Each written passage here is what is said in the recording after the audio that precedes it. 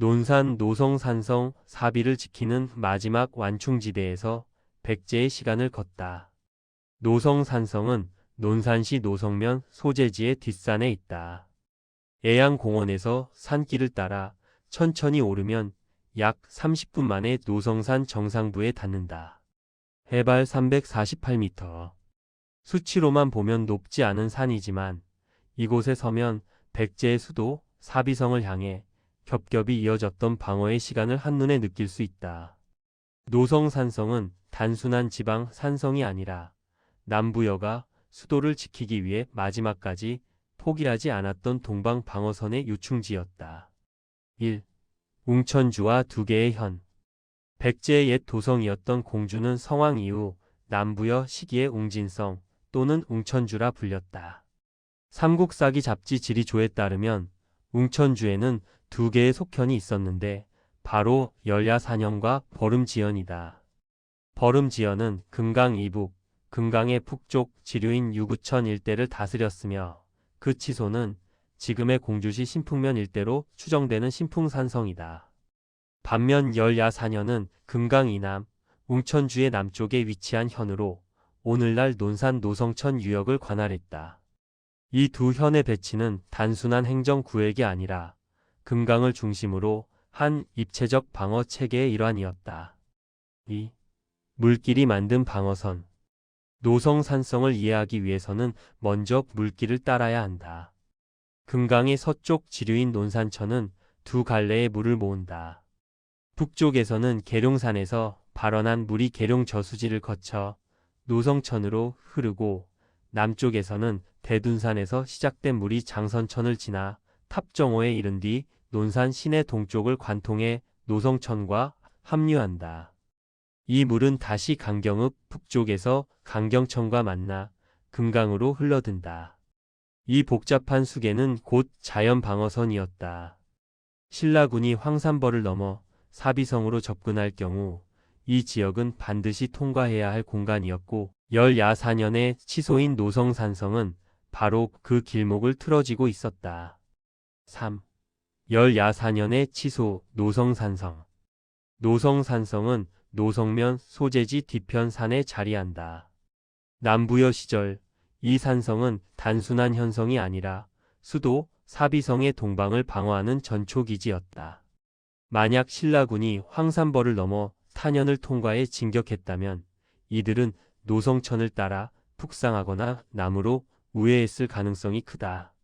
노성산성은 이때 신라군을 견제하며 사비성 방어를 위한 시간적 유예를 확보하는 역할을 했을 것으로 보인다.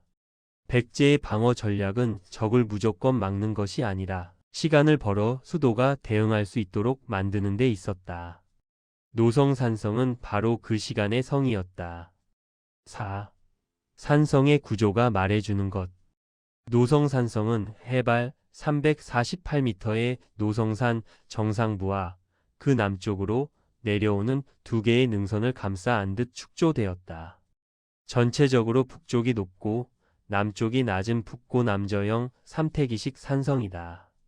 성벽의 둘레는 894m에 달하며 장방형으로 가공한 성도를 이용한 바른층 쌓기로 축조되었다. 일부 구간에서는 그랭이지를 통해 성돌과 성도를 정교하게 맞물리게 하여 백제 석축 기술의 높은 완성도를 보여준다. 성문은 북문, 남문, 서문 세 곳이 확인되었으며 모두 개거식 구조이다. 개거식이란 성벽을 완전히 끊어 물루를 세우는 방식이 아니라 성벽을 파서 도랑처럼 트인 통로를 만들고 그 위로 성벽을 이어 쌓은 성문 구조를 말한다. 이는 노성산성이 상시 거주보다는 전시 방어 및 장기 농성을 염두에 둔 산성임을 보여주는 것이다. 즉, 노성산성은 사람을 드러내기 위한 문이 아니라 적을 막기 위한 통로를 가진 산성이었다. 성내에는 건물지와 우물지가 다수 존재했고 기록에 따르면 우물은 34곳으로 1년 내내 마르지 않았다고 한다. 이 역시 노성산성이 단기 방어용이 아니라 상시 주둔과 장기 농성을 염두에 둔 산성이었음을 의미한다. 5. 기록 속의 노성산성. 노성산성은 삼국사기에 나오는 백제 열야 4년의 치소로 추정되지만 백제 부흥 전쟁 시기에 등장하는 일회성으로 보는 견해도 있다. 조선시대 지리지에는 반복적으로 언급된다. 세종실록 지리지에는 주산석성으로 기록되어 있으며 성내에 군창과 봉화대가 있고 봉수는 남쪽 은진 노산, 북쪽 공주 효포산과 연결된다고 한다. 신증동 국여지 승남에는 노산성으로 기록되며 성 둘레와 높이, 우물수까지 비교적 상세히 전한다. 이러한 기록을 종합하면 노성산성은 백제 멸망 이후에도 군사적 가치가 이어졌으나 조선 후기에는 결국 패성의 길을 걸었음을 알 수 있다. 다만 그 패성의 흔적조차 오늘날 우리에게 중요한 질문을 던진다. 6. 성 위에서 바라본 황산벌. 노성산성 동쪽 능선에 서면 금남 정맥이 힘차게 북으로 뻗어가며 계룡산을 향한다. 동남방으로 시선을 돌리면 상월면 한천리 탑산 일대가 보이고 더 멀리 두 줄의 산줄기가 협쳐진다.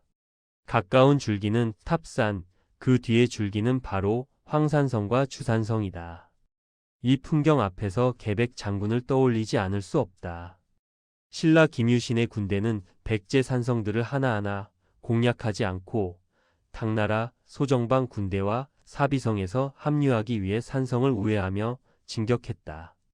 이에 다급해진 의자왕은 계백에게 결사대 5천을 맡겨 황산벌에서 신라 5만 대군과 맞서게 했다. 만약 황산의 탄현에서 신라군을 저지할 수 있었다면 역사는 달라졌을까? 오늘날 계룡시 양정 고개북은 호남선 철도나 구 4번 국도 일대를 탄현으로 보는 설이 설득력을 얻는 이유는 이 지형이야말로 신라군의 진격을 늦출 마지막 목이었기 때문이다. 그 탄현을 넘지 못하게 하는데 실패한 것이 백제의 가장 깊은 한으로 남았는지도 모른다. 7.